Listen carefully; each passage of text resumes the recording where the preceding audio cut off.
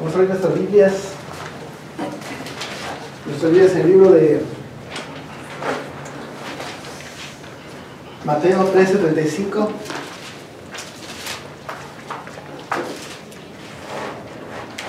Esta clase se llama, vamos a hablar unas 7 semanas hablando de los misterios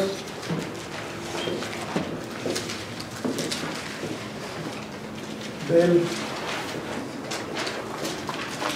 reino. Este estudio se va a preguntar, se va a opinar, ¿qué? Es un estudio, ¿qué? Sí, y la verdad, si podemos entender esto, créeme, que si podemos entender esto, esto puede ser un trampolín, el trampolín que siempre hemos estado esperando para que la situación de nuestra vida cambie. Mateo 13:35.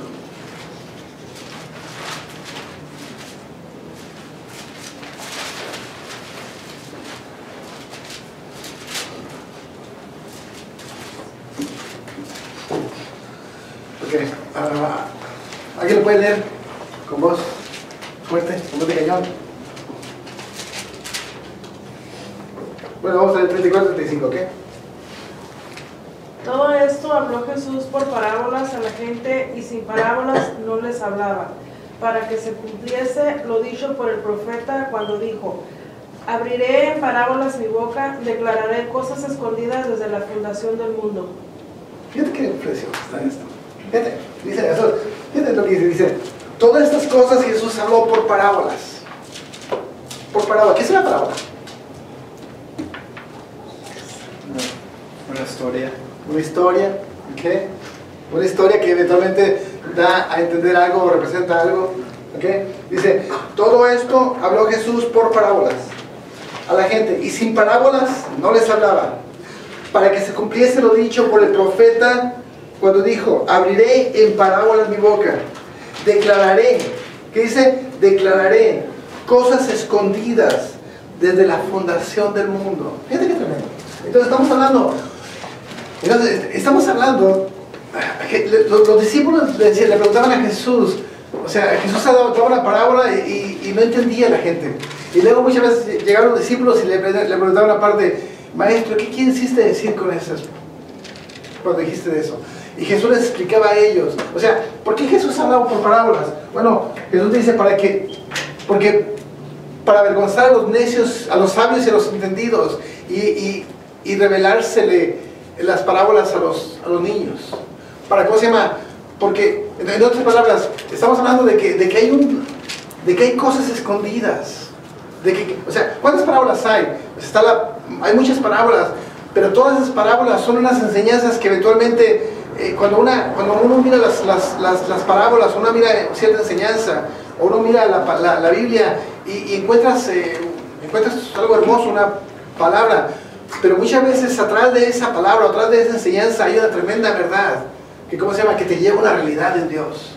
O sea, que muchas veces la gente no lo puede entender, que simplemente hay gente que lee la Biblia y escudriña la Biblia, o simplemente la lee y encuentras cosas por encima, que por supuesto que te dan vida, pero cuando te metes a escudriñar su palabra, entonces puedes encontrar tesoros que realmente pueden transformar tu corazón y tu vida. Entonces, cuando me habla de que Dios hablaba en parábolas, está hablando de que hay secretos ocultos que Dios simplemente dejó codificados para que no cualquiera los entendiera, para que no simplemente la persona que leyera lo pudiera entender, sino para aquella persona que realmente se interesara en escudriñar su palabra y con un corazón adelante buscara escudriñar su palabra, entonces se pudiera encontrar esas promesas. O sea, no es para todos. ¿Entienden esto? No es para todos. ¿Es para quiénes? Bueno, es para aquellas personas que con diligencia, que con un corazón humilde, realmente se meten en una búsqueda de Dios para que Dios les revele sus promesas. Entonces eso me dice algo precioso. Me dice que para que se cumpliese lo dicho por el profeta cuando dijo: abriré en parábolas mi boca, declararé cosas que escondidas desde la fundación del mundo. Fíjate qué tremendo. Entonces estamos hablando de que hay cosas escondidas. Ahora, hay gente que dice, bueno, es que ya no hay nada nuevo. O sea, ya no hay nada nuevo, ya todo está escrito, ya no hay nuevas revelaciones. Y esa es una verdad, por supuesto que sí. Pero hay cosas, o sea, ya todo está escrito, pero hay que escudriñar lo que está escrito para encontrar las virtudes y las verdades que hay en esas escrituras. O sea, estamos teniendo problemas económicos y hay principios, hay verdades ocultas en su palabra que tenemos que escudriñarlas para poder ¿cómo se llama? Ser bendecidos de una manera próspera en lo que es financieramente. Y simplemente podemos pasar toda la vida como cristianos pobres con problemas financieros, cuando realmente, cuando hay principios en la palabra que enseñan cómo uno puede ser bendecido en una vida financiera. O sea, ¿qué es lo que se necesita? Bueno, meterse a buscar, escudriñar las enseñanzas, lo escondido, para que podamos encontrar algo que traiga prosperidad a nuestra vida. Lo mismo con fortalezas espirituales. O sea, tenemos fortalezas espirituales y estamos en Dios y estamos en Cristo, pero hay fortalezas espirituales y leemos la palabra por encimita, pero hay principios que dejan en su palabra revelados para romper fortalezas y para que podamos vivir una vida en plenitud en Dios. Pero para eso tenemos que escudriñar, ¿cómo se llama? La escritura y encontrar lo escondido, las perlas preciosas que Dios deja para que podamos no tener fortalezas espirituales. Igualmente, por ejemplo, hay matrimonios que viven todos hechos pedazos. O sea, viven hechos pedazos, pero ¿por qué vivir una vida hecha pedazos en el matrimonio cuando Dios dejó principios en su palabra para que te vaya bien en el matrimonio y para que disfrutes en plenitud tu matrimonio?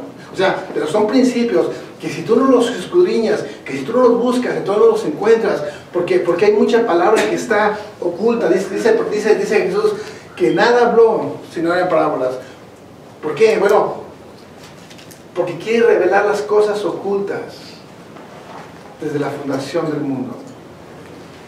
Dice, para que se cumpliese lo dicho por el profeta cuando dijo, abriré en parábolas mi boca, declararé cosas escondidas desde la fundación del mundo. O sea que hay cosas escondidas.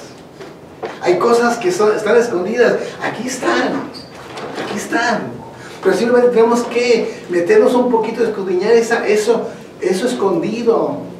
¿Cómo se llama? Para poder entender esas promesas. Dime.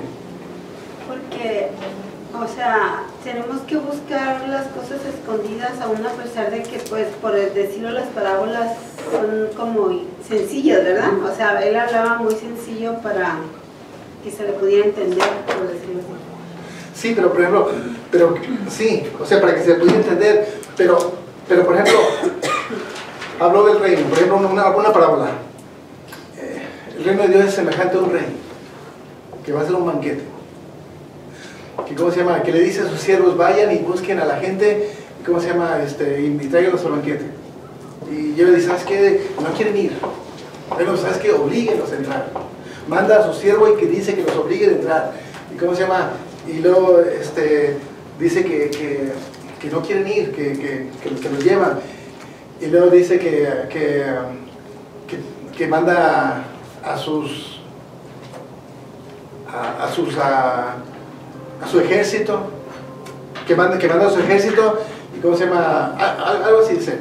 Pero habla de ejércitos, habla de siervos, habla de hijo, habla de bodas, habla del padre.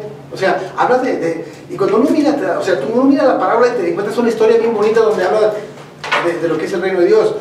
Pero cuando te metes a eso, te das cuenta de que realmente lo que Dios está en esa parábola, lo que Dios está quitando es el velo para declararte cómo es el reino de Dios. Para declararte que en el reino de Dios es semejante a un hombre que va a hacer un banquete de bodas. Bueno, estamos hablando de que el reino de Dios es semejante, o sea, a esto. En otras palabras, en el reino hay un padre, hay un hijo que se va a casar. Ese padre tiene sirvientes, tiene ejército. O sea, estamos hablando de que tiene ángeles, tiene, ¿cómo se llama? Ángeles guerreros, ángeles servidores, ¿cómo se llama? Y luego le dice a su siervo, ¿sabes qué? Ve y dile, trae fuerzas. Convéncelos, agárralos, mételos. Pero ahí demuestra el carácter del Espíritu Santo. Hay una persona indicada que es el Espíritu Santo que se encarga de agarrar a la persona y traerla aunque tú no quieras. O sea, entonces cuando uno mira atrás de esa parábola te das cuenta que lo que realmente está diciendo en esa parábola está despejando el velo. Porque uno simplemente mira una historia, pero despejas el velo y miras realmente lo que es el reino de Dios. ¿Sí? Es que está hablando que abres tus ojos espirituales, ¿no? Sí, pero cualquiera puede ver simplemente una parábola, la historia de un hombre que va a hacer un banquete de bodas. Es todo lo que uno mira. Oh. Pero cuando te metes más adentro, te das cuenta de que realmente lo que se está mirando es un reflejo de cómo es el cielo. De que el cielo, y ahí entramos un rollo. Porque ahí en las parábolas, cuando uno escudriña las parábolas, te das cuenta de que ahí se rompen un montón de herejías. Se rompen un montón de herejías, porque en esa parábola te das cuenta que hay un padre, que ahí hay un hijo, que ahí hay un siervo, que tiene ángeles, que tienen un ejército, ¿cómo se llama? Que tiene huéspedes, y que se encargan de llevarlos, convencerlos y llevarlos a las bodas. Y se encuentra que uno no estaba vestido de bodas. Y dice, ¿y tú qué estás haciendo que no estás vestido de bodas? ¿Por dónde entraste? Y dice que le llama a su ejército y le dice, sáquenlo y échenlo fuera. O sea, habla del carácter de Cristo, habla del carácter de Dios. O sea, en esa parábola revela realmente el reino de Dios. Y se rompe un montón de herejías, porque ahí no miramos. Hay un Padre, hay un Hijo, hay un Espíritu Santo, hay ángeles, hay ejércitos, hay huestes. No miramos una virgen. No miramos, o sea, se rompen muchas herejías. Ese verbo también está hablando de rapto, ¿no? Por supuesto que sí, está hablando del rapto. O sea, está hablando de que el Espíritu Santo agarra a las personas y las lleva a la iglesia y las prepara para presentarlas a las bodas del Cordero. Ahora, eso es lo que despega. Desplegamos el verbo y miramos atrás de la letra de esa historia, miramos una enseñanza de cómo es el reino, pero si nos ponemos a escudriñar más a fondo, te aseguro que encontramos más cosas. ¿Sí? Entonces hay verdades ocultas que son reveladas. ¿Para quiénes? Bueno, para los que quieren escudriñar su palabra. Y quiero que entiendan, o sea, ¿qué vamos a hacer hoy? Bueno, que queremos escudriñar un poco su palabra para poder encontrar verdades que puedan traer una edificación, una bendición a nuestra vida. ¿Sí? Entonces, primer punto, o sea, es importante que se den cuenta que a Dios le interesa declarar. ¿Qué dice? Que a Dios le interesa. Abriré en parábola de mi boca, declararé cosas escondidas. Declararé cosas escondidas desde la fundación del mundo. ¿Qué es precioso? ¿A quiénes? ¿Por qué en parábolas? Bueno, para que el que vea viendo no entienda. Para que el que vea no entienda. O sea, para que el sabio, el entendido no lo puedan entender. Para que las personas conocedoras y ¿cómo se llama? Y muy sabias no lo puedan entender. O sea, para que aquellas personas que lo quieren escudriñar con el razonamiento no lo puedan entender. Porque esas son cosas reveladas para los niños. Para aquellas personas que con un corazón adelante, para que con un corazón dispuesto se atrevan a creer y a recibir lo que tienen de Dios. Porque hay muchas personas que no pueden recibir nada, porque son demasiado conocedoras, o ya lo sé. O sea, no pueden recibir nada, no le pueden enseñar nada. ¿Cómo se llama? Son misterios que se revelan a ¿quiénes? A los niños, a los que con un corazón adelante buscan. Y ojalá que haya corazones adelantes aquí. Y vamos a que anhelemos conocer más y más. Porque para esos es esa promesa. ¿Sí? Fíjate. Entonces fíjate, dice, abriré parábola de mi boca, declararé cosas escondidas desde la fundación del mundo.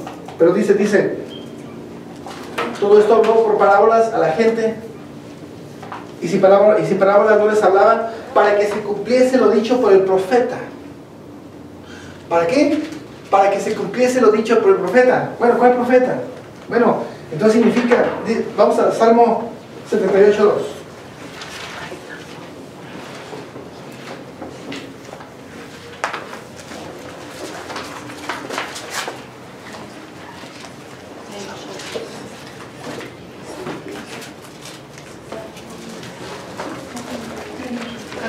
78. No pierdan Mateo, ¿ok?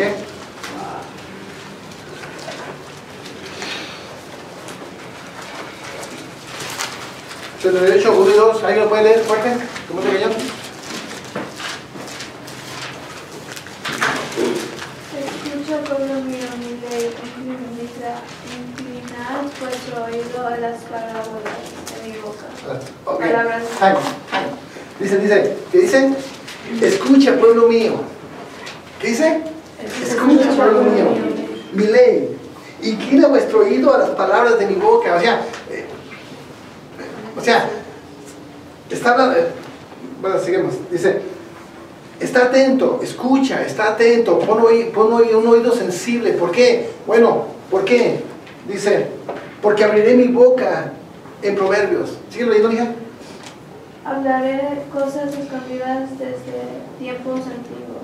Fíjate, entonces, o sea, pon atención, escucha, está atento, abre tu corazón, abre tu mente, porque abriré mi boca en proverbios, en parábolas, en anécdotas, y les enseñaré, dice, y hablaré cosas escondidas desde tiempos antiguos. Fíjate.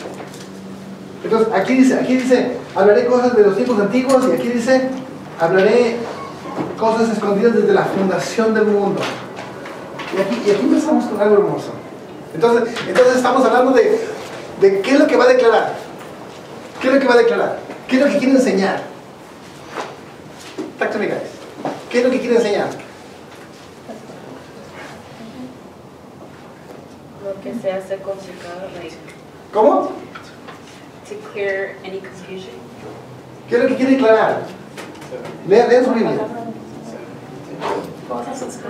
Cosas escondidas. Aquí dice cosas escondidas, cosas ocultas, cosas escondidas. ¿Cuál, de dónde? De tiempos antiguos. Salmo dice de tiempos antiguos. Mateo dice desde la antigüedad. Fíjate, entonces, ¿qué cosas ocultas quiere revelar? Bueno, cosas ocultas desde tiempos antiguos, desde la antigüedad. Fíjate, ahora, aquí empezamos con algo muy hermoso, porque tiempos antiguos, cuando uno mira tiempos antiguos, o sea,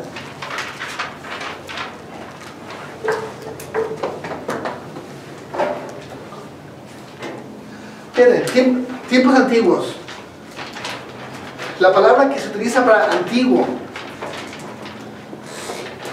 es Kedem.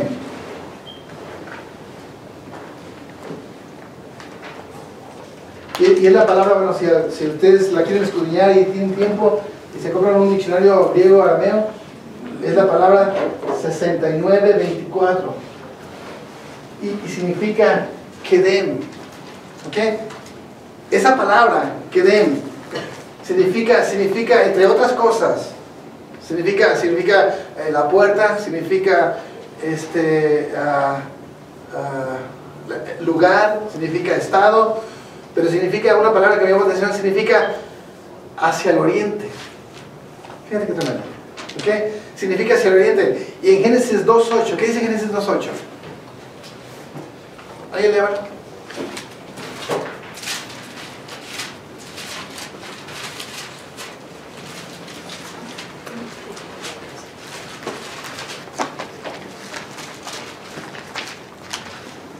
Y Jehová Dios plantó un huerto en Edén, al oriente, y puso ahí al hombre que había formado. Fíjate, creen, igual, al oriente, igual a qué? Igual a Edén. Fíjate, entonces estamos hablando aquí, antigüedad. Antigüedad.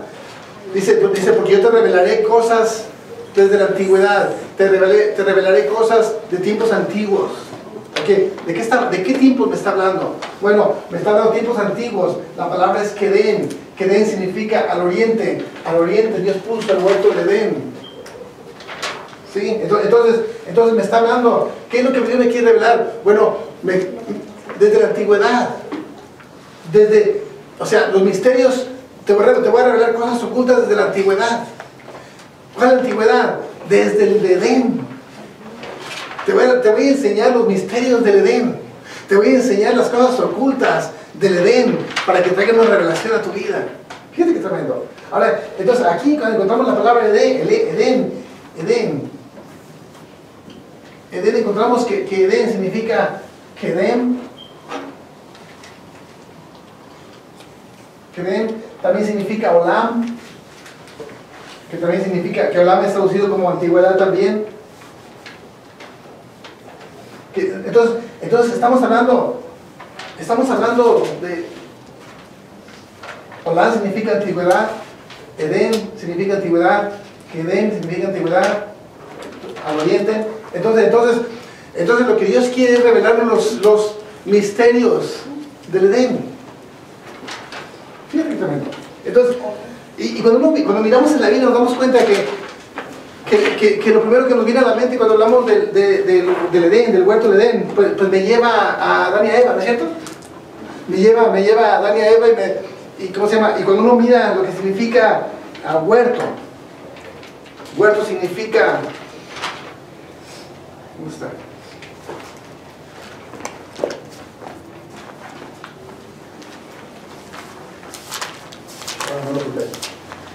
Ok, pero huerto significa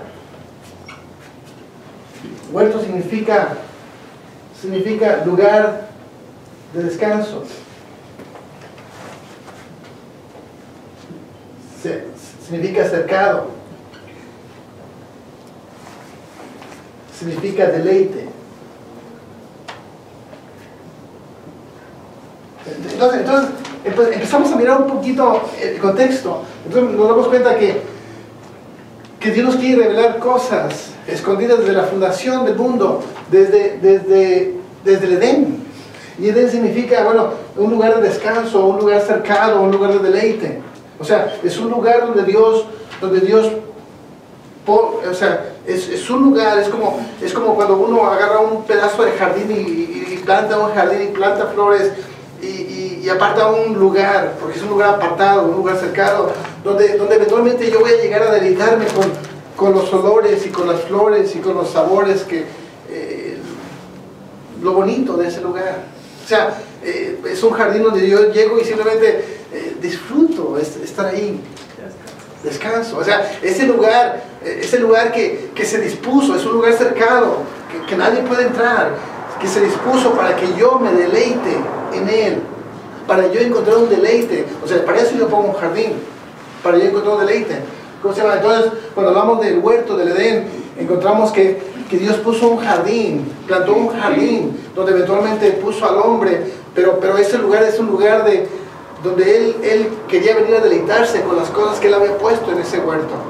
O sea, un lugar donde él podía descansar, un lugar donde él podía llegar y deleitarse con todas las cosas que él había puesto. Entonces, pero fíjate, pero encontramos algo más. Fíjate lo que dice Ezequiel. Ezequiel 28.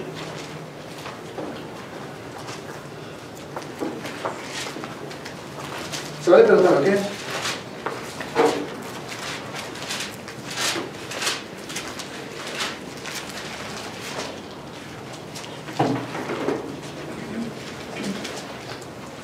Ezequiel 28, 11.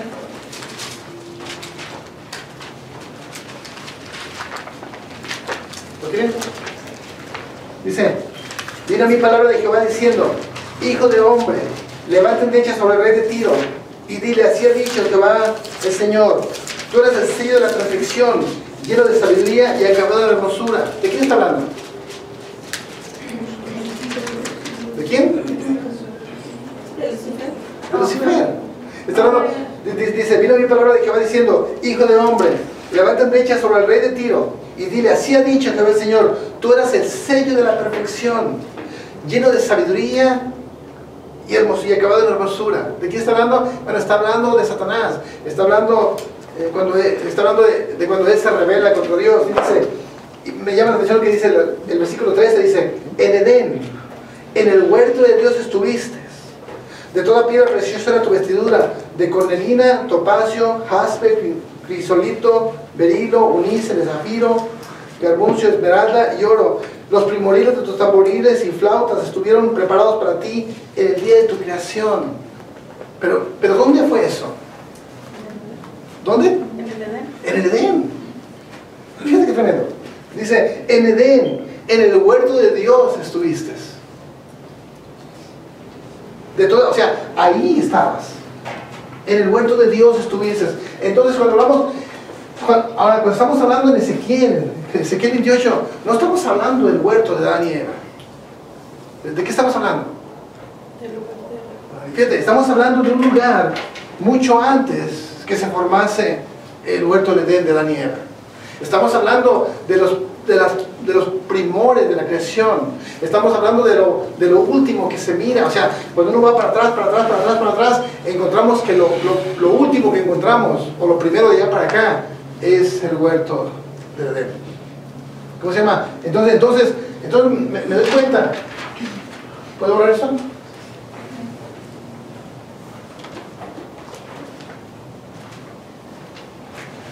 Está hablando antes de que criara a Adán y Eva, ¿verdad? Está hablando antes de que criara a Adán y Eva. Entonces me está hablando de un huerto. Me está hablando de un huerto donde Satanás estaba. Estamos hablando que hay un huerto de Dios. Un huerto de Dios llamado Edén, donde eventualmente Satanás se paseaba. Entonces dice, en el huerto de Dios estuviste. En el huerto de Dios. O sea, antes de que Dios creara a Adán y a Eva, me habla de que había un huerto. ¿Un huerto qué es? ¿Qué es un huerto? Bueno, un huerto es un lugar de deleite, un lugar de reposo, un lugar suculento, un lugar rico, donde eventualmente Dios podía llegar y descansar. Fíjate que tremendo.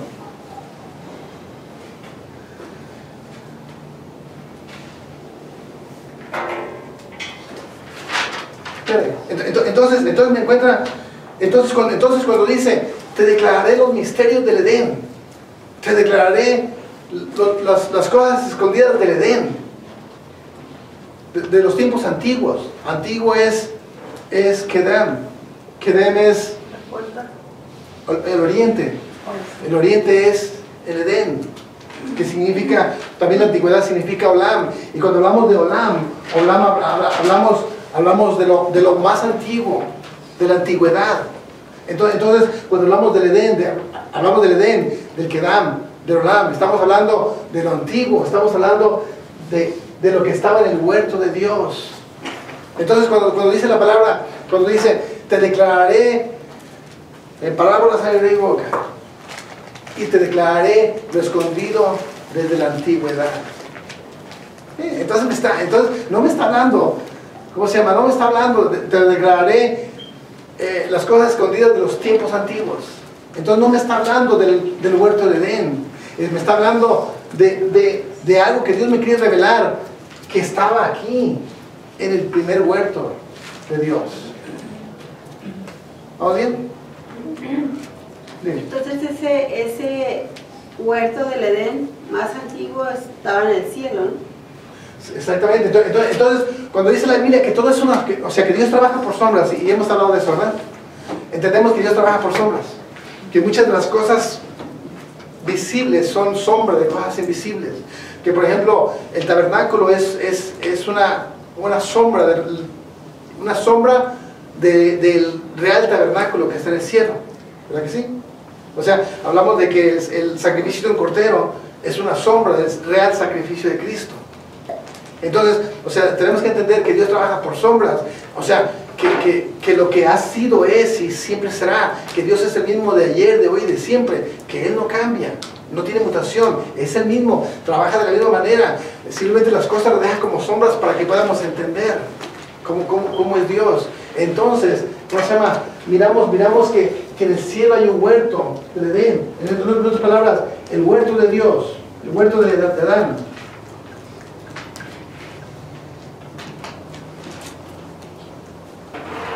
El huerto de Adán es una representación, es una sombra el huerto de Adán estaba aquí en la tierra. Y el huerto de Adán es una sombra y una representación del huerto de Dios en el cielo.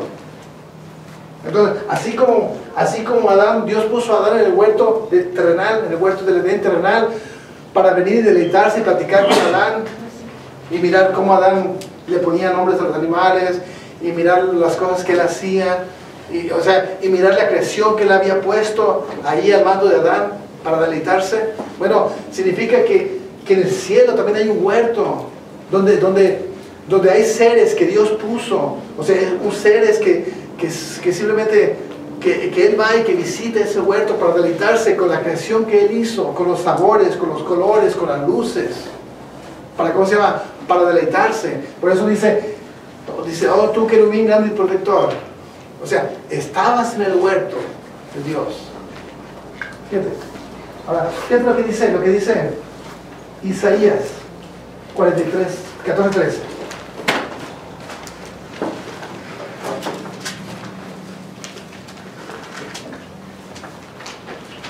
Cuando habla del huerto de Dios, dices que estaba en el cielo, ¿verdad? Y cuando dice, viene, dice 1:1, en el principio que dio los cielos y la tierra, ¿está hablando de ese mismo? ¿O es... No, el principio que dio los cielos y la tierra, ahí está, se cree que ahí está hablando de la creación terrenal. O sea, cuando hablamos de la antigüedad, cuando dice, abriré mi boca en parábolas y te enseñaré las cosas escondidas de la antigüedad. Entiendan esto, que la palabra antigüedad es Karam, es Edén, es al oriente, es Serulam. Estamos hablando de los primores, de los principios de la creación. Estamos hablando de que si retrocedemos al tiempo, si retrocedemos los años, el tiempo, encontramos que ¿cómo se llama? Que el Olam es lo último que encontramos. O sea, estamos hablando de, por ejemplo, aquí estamos nosotros. Llegamos aquí está el huerto de Adán, pero regresamos y encontramos algo que se llama el huerto de Dios. ¿Cómo se llama? Y esto se llama Olam, que significa la antigüedad, pero también, ¿cómo se llama? De aquí se deriva una palabra que se llama the vanishing point.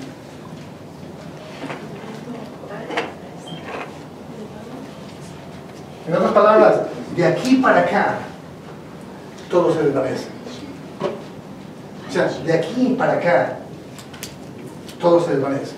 O sea, la Biblia habla de la primera creación, lo más antiguo que nosotros conocemos, que es el Olam, que es el Olam, donde está el huerto de Dios.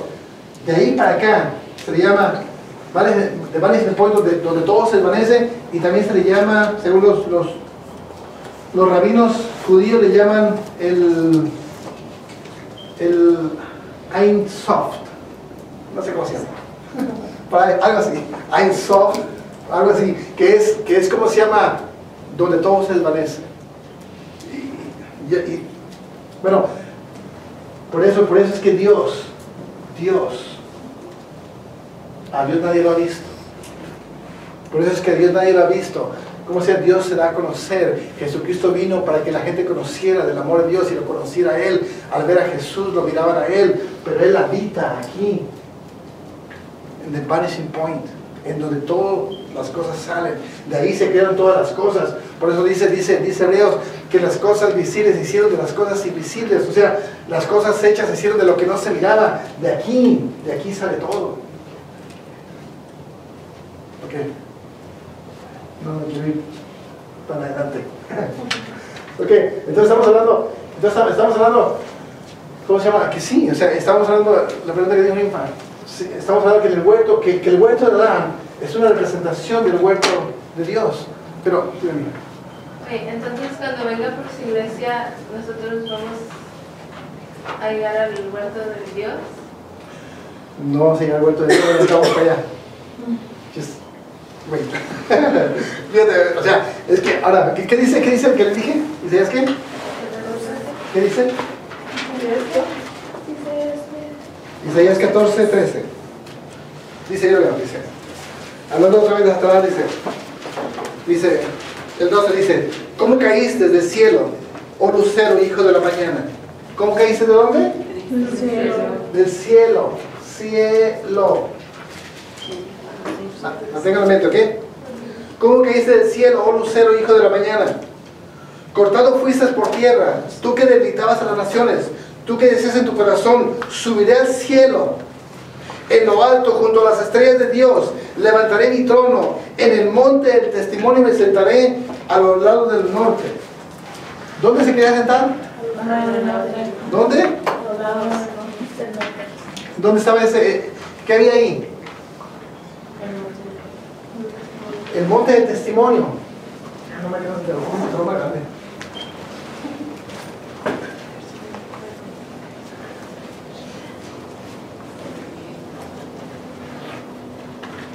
Entonces estamos hablando que en el cielo hay un huerto.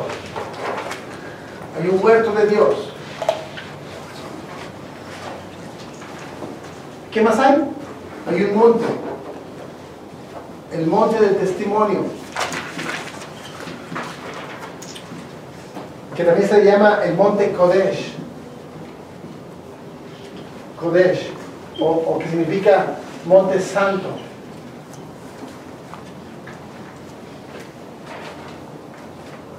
¿Cómo se llama? Que la tierra, eso es en el cielo, que la tierra está representado por el monte Sinaí.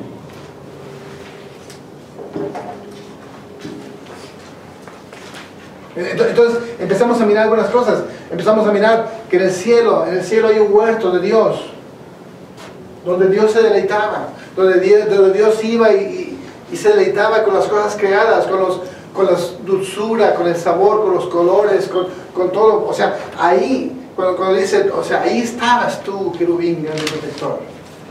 O sea, estabas en el huerto de Dios. Estabas en el huerto de Dios, en Edén, ahí estabas. O sea, y habla de tamboriles, y habla de flautas, y habla de colores, y habla de perlas. O sea, estamos hablando de lo que está creado. O sea, hablamos de perlas, hablamos de sabores, de colores, hablamos de un deleite. ¿Sí? ¿Cómo se llama? Que eventualmente cuando viene Adán al huerto de Dios, encuentra un deleite. Fíjate, entonces ahí dice, en el monte de Dios estabas, en el monte Sinaí, al monte santo también se le llama monte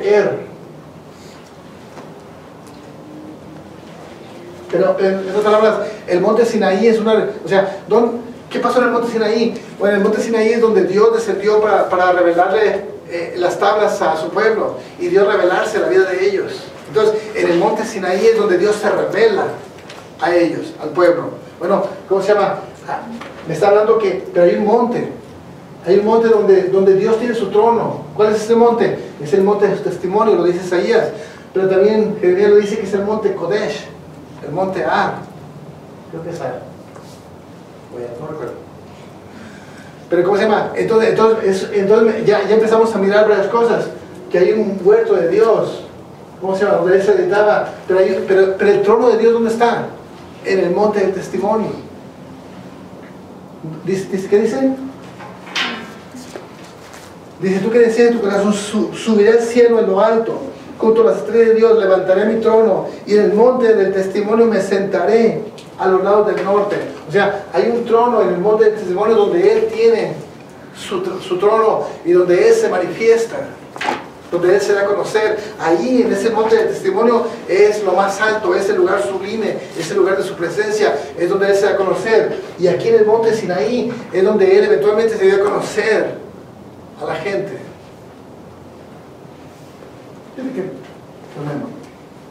Pero fíjate, pero la Biblia me habla de otro lugar.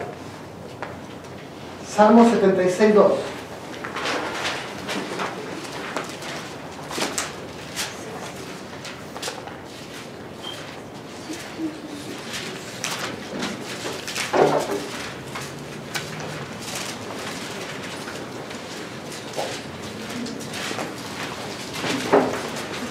¿Ves fuerte eso? Salmo 76:2.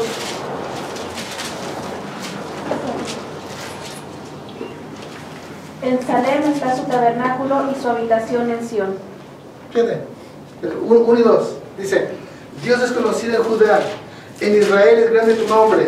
En Salem está tu tabernáculo y su habitación en Sión. Fíjate qué tremendo. Entonces aquí me habla de una ciudad. ¿Dónde está su habitación? En Salem. Salem. Salem. Fíjate, ¿qué referencias encontramos de Salem? Y no me voy a meter a eso porque no voy a tardar mucho. Pero ¿qué referencias hay? Bueno, dice la Biblia que Salem era un lugar de habitación donde reinaba Melquisedec. O sea, dice que Abraham, después de ganar la victoria contra los reyes que fueron a secuestrar a su sobrino Lot, dice que después de ganar la batalla se encontró en el camino con Melquisedec y dice que él le dio los diezmos de todo y Melquisedec le dio el pan y el vino. O sea, dice que Melquisedec era rey de una ciudad llamada Salem. Ahora, cuando hablamos de Melquisedec, hablamos dice que ahora tenemos un sacerdocio ya no arónico, como el sacerdote Aarón, que él era el hermano de Moisés, un sacerdote que era por genealogía y por parentesco, tenía que ser de la tribu de Leví, los que ofrecieron sacrificio, los que eran sacerdotes. Dice Hebreos que Jesús llegó a ser el sumo sacerdote, pero ya no bajo el orden de Aarón, sino bajo el orden de Melquisedec. Dice, sin genealogía, sin principio de días, sin fin de días, sin madre, sin padre. O sea, estamos hablando de un sacerdocio eterno. Entonces, ¿qué significa Melquisedec? Significa rey de justicia. Entonces, ahora, cuando hablamos de Melquisedec, hablamos de una sombra. O sea, volvemos a decir, Dios trabaja por sombras. Hablamos de Melquisedec, hablamos de una sombra del rey de Salem, del rey de justicia, que eventualmente ese rey de justicia es Cristo. Y por eso Jesucristo llega a ser sumo sacerdote bajo la orden de Melquisedec, sin genealogía, sin padre y madre, sin días, eterno, para siempre. Entonces, ¿dónde estaba esa ciudad? Bueno, dice que era rey de Salem. Pero cuando hablamos de Melquisedec hablamos de una representación y de una sombra de Jesús. Entonces cuando hablamos de Salem, me habla de una ciudad. Él era rey de Salem. Salem. Una ciudad que eventualmente es una representación de una ciudad. En otras palabras, ahora, bueno, vamos a Gálatas 4:26.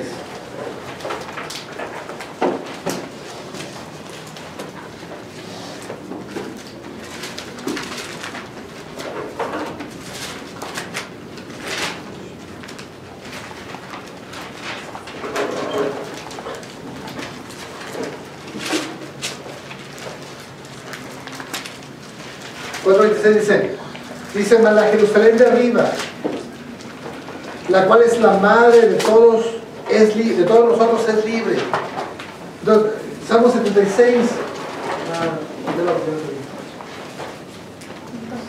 76:2 dice que él habita, ¿dónde tiene su habitación? En Salem. ¿Qué dice Gálatas 4:26? Más la Jerusalén que vive en la pared, la de todas nuestras libres. Fíjate, entonces la Jerusalén,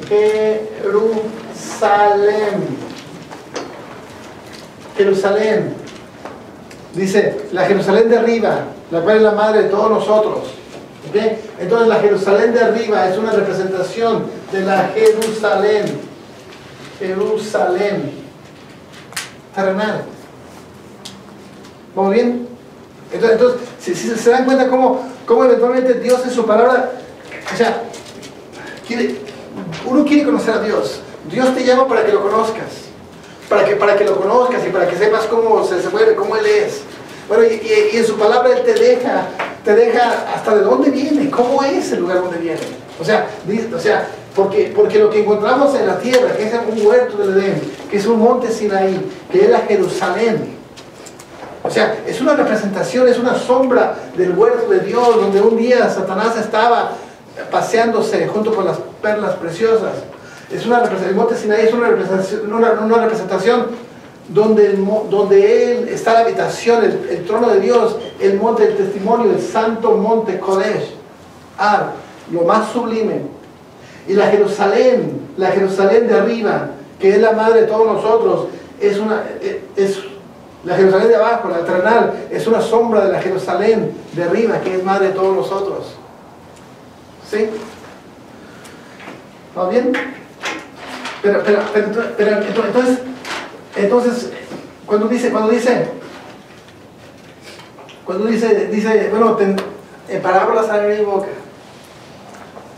y te enseñaré las cosas escondidas de la fundación del mundo. Bueno, entonces, ¿qué es lo que Dios me quiere enseñar? Bueno, cosas escondidas, ¿de dónde? ¿De aquí? No. O sea, Dios me quiere enseñar cosas escondidas de aquí.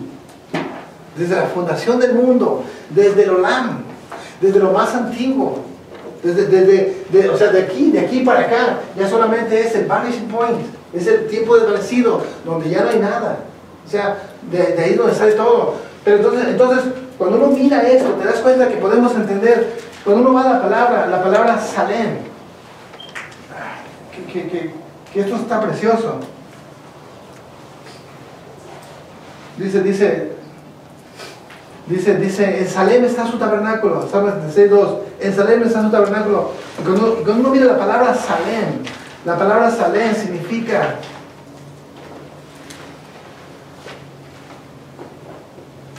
¿puedo ver eso?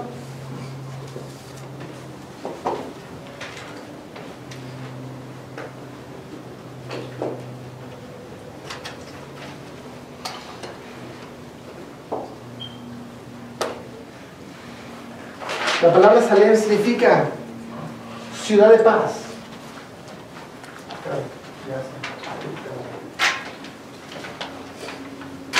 La palabra Salem, que también es conocida como Shalom, significa, primero, es ciudad con cero, ciudad de paz. Shalom, ciudad de paz, ciudad de justicia.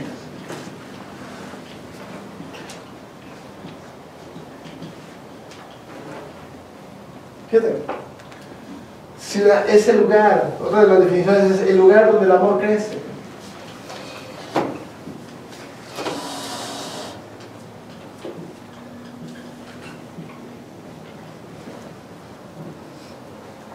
Descanso, ciudad de descanso.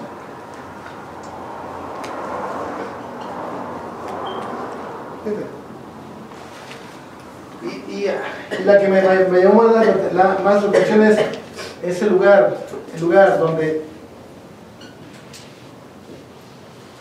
donde todo es posible. ¿Qué significa? ¿Qué significa huerto? Huerto significa delicia, deleite, cercado.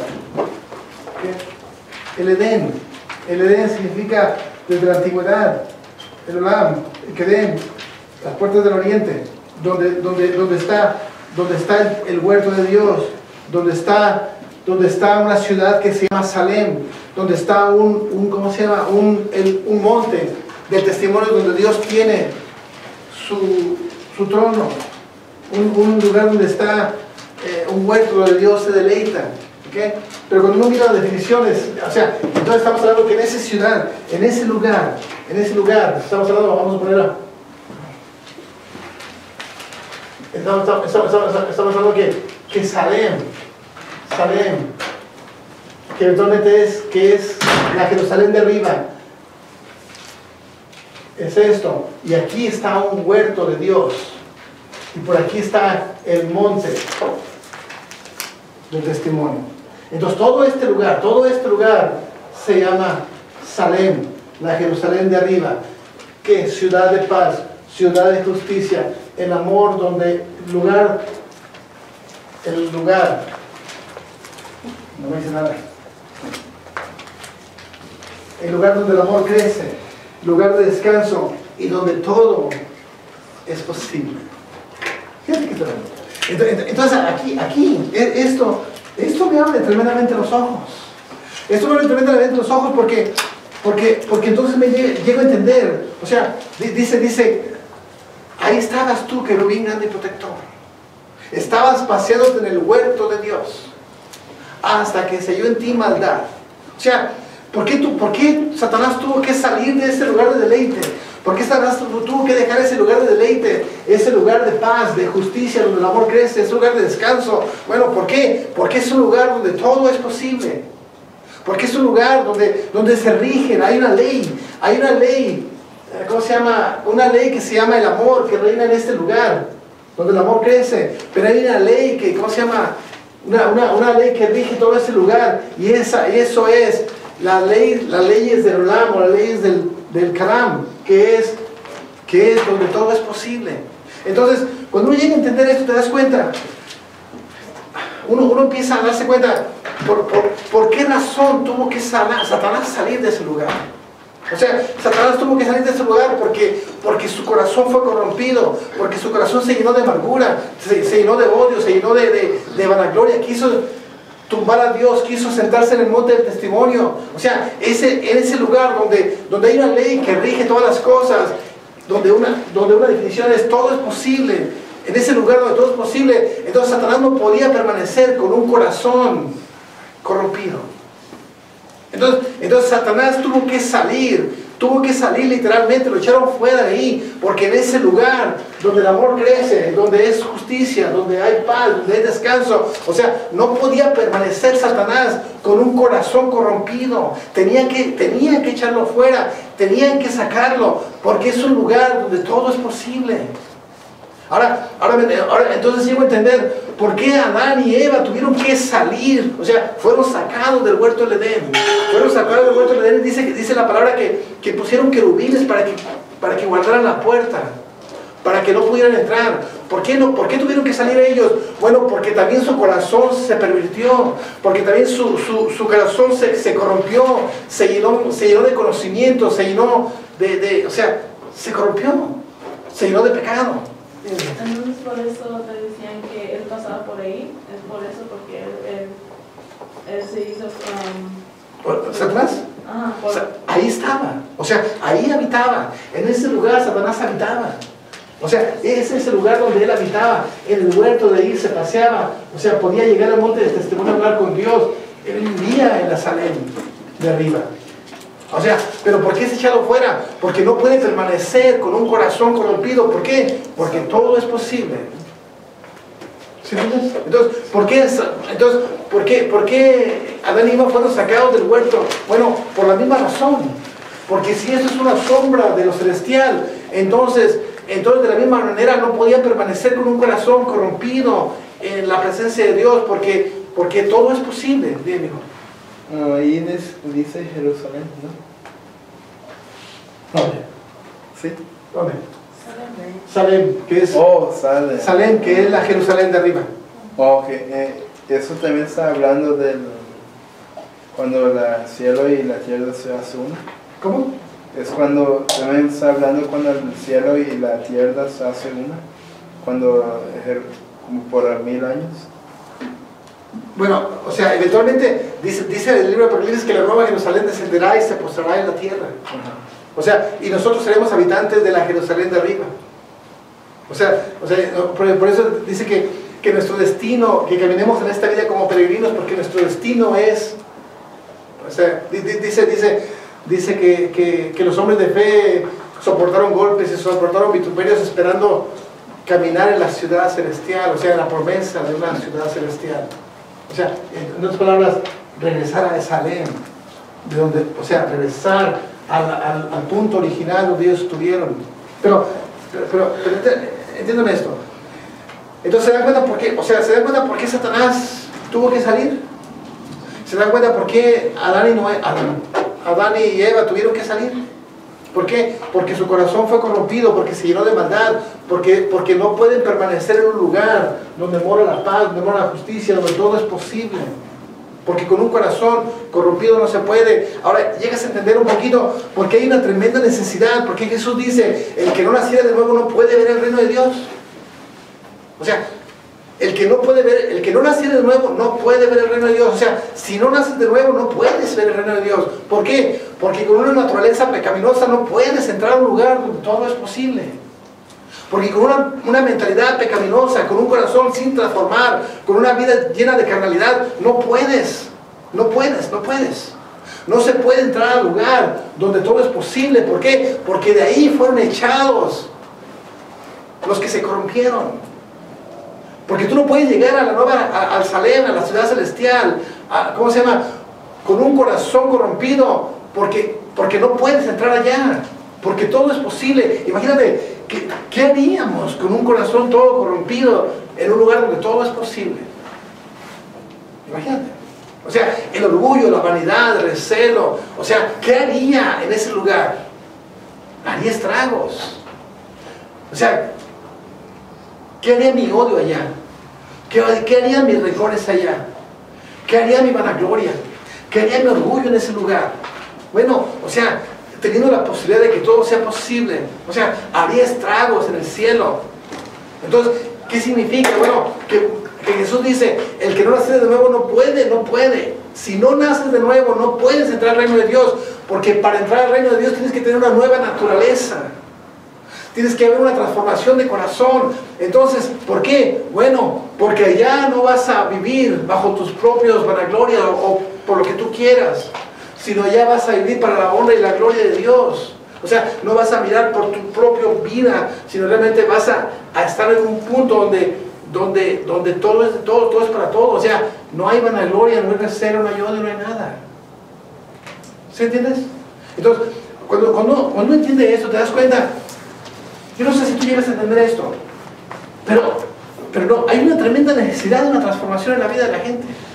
O sea, por eso se te hace difícil luchar contra la carne, se te hace difícil luchar contra la música, se te hace difícil luchar contra las novelas, se te hace difícil dejar ciertos amigos. O sea, ¿cómo pretendes? ¿Cómo se puede pretender llegar al lugar donde hay descanso, donde todo es descanso, donde el amor crece? Al lugar donde hay es paz, hay justicia. Hay una definición que me gustó, que dice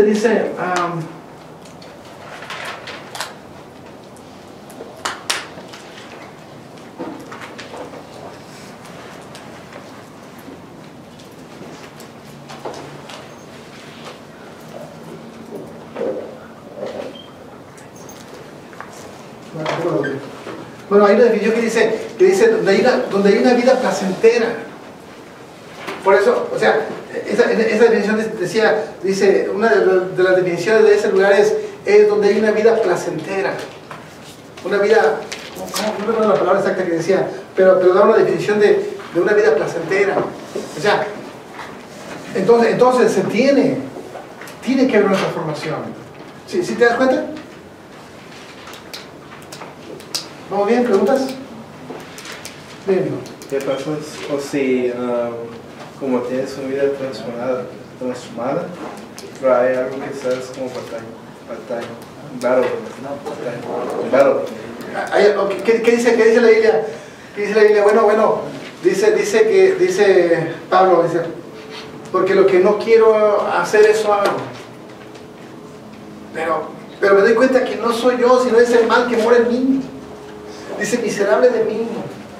Pero dice, pero gloria sea por Jesucristo, porque, o sea, da a entender que esa debilidad que yo tenga, cuando Jesucristo venga, se va a quedar aquí. Lo mortal se vestirá de mortalidad y lo corruptible se vestirá de incorrupción. Entonces, o sea, mientras yo esté en Dios, cualquier cosa que me esté afectando, o sea, en el momento en que suena la trompeta y yo me vaya en o sea, yo tengo una lucha. En el momento en que suena la trompeta, siempre estoy luchando con eso, siempre estoy luchando, y la mayoría de las veces lo venzo y a veces me vence, pero siempre es una lucha. ¿Y cómo se llama? Pero cuando suena la trompeta, ese hijo se queda y desaparece. La carne, ¿no? O sea, eso se queda. O sea, por eso, vamos a leer. ¿Dónde está? Está en... Si no me equivoco, está en Romanos, creo.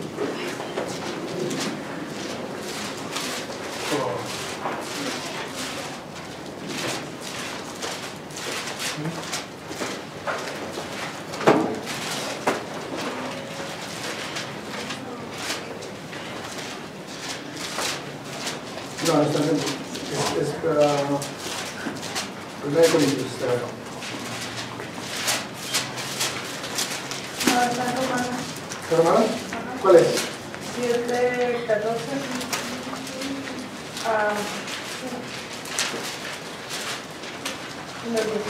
En el 16.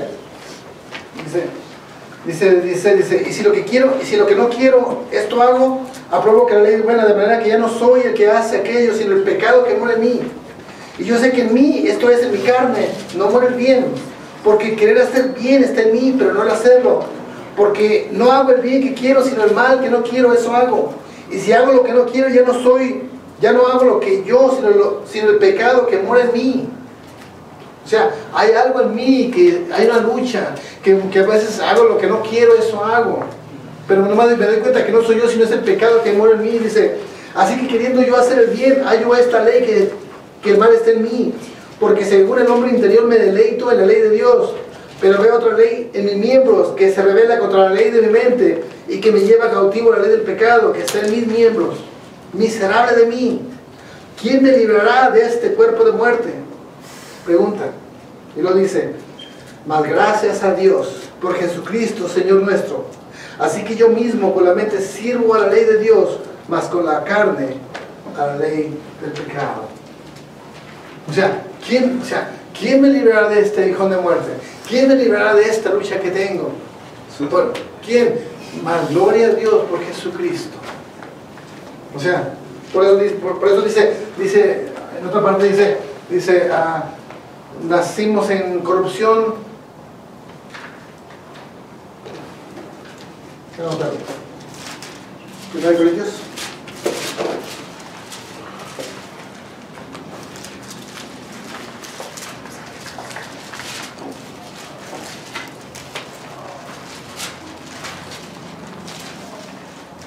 Dice, 1 Corintios 15, 42 dice, así también es la resurrección de los muertos. Se siembra en corrupción, resucitará en incorrupción. Se siembra en deshonra, resucitará en gloria. Se siembra en debilidad, resucitará en poder. Se siembra cuerpo animal, resucitará cuerpo espiritual. O sea, tenemos luchas. O sea, tenemos luchas contra nuestra carne y esa lucha siempre, mientras estemos en este cuerpo de muerte, este cuerpo de carne, siempre va a existir. Pero Pablo dice, pero gracias a Dios por Jesucristo. O sea, sí, por eso una de las cosas más importantes que el Espíritu vino a hacer en nosotros es una transformación, darnos una nueva naturaleza. Entiéndame esto. O sea, ¿por qué el Espíritu Santo está tan enfatizado en que hay una transformación en la mente y en el corazón de las personas?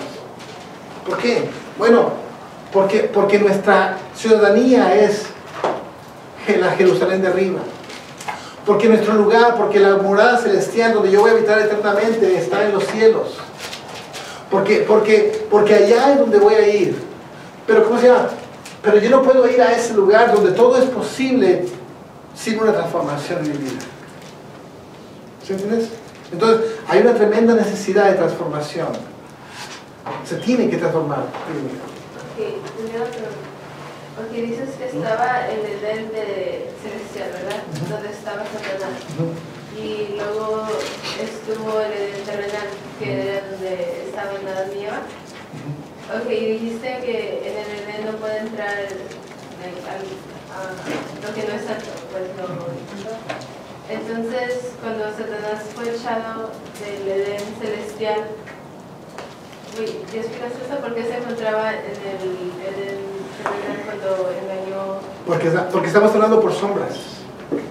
Porque Dios, o sea, porque todas estas cosas las deja Dios como sombras, para poder entender cómo Satanás fue echado del cielo a la tierra, o sea, fue sacado del lugar de esto, del lugar de descanso, de su lugar de descanso, y fue echado del cielo por su maldad, y ¿cómo se llama? Y deja como una sombra, ¿cómo se llama? Como Adán y Eva fueron echados de este lugar, de un lugar de descanso, de un lugar de deleite, de un lugar de paz, por su maldad. O sea, estamos hablando de que no es que, acuérdate que es simplemente una sombra. Es una sombra para darnos a entender la revelación. O sea, que llegara Satanás ahí, entonces significa que ahí había plena santidad y que no podía estar nadie. O sea, estamos hablando de una sombra que eventualmente nos da a entender que Satanás tuvo que salir, y la razón por la que salió fue porque se encontró maldad en su corazón y no podía estar en un lugar que se llama Salem, no podía permanecer más ahí, y nos deja como una sombra de cómo el hombre tuvo que salir de ese lugar porque se encontró maldad en su corazón, porque no puede encontrar lugar en Salem. O sea, son sombras. Como tú dijiste que no puedes sentarse en una vida transformada, ¿no? Pero como se dice, como si estás batallando con algo, ¿no? Pero tú dices cuando te encuentras con la anterior, ¿no? Pero tienes pero no es una vida transformada, ¿no? Sino que ¿qué vas a hacer? Buscar. No, o sea, ¿quién es el que va a ser levantado? La iglesia. La iglesia.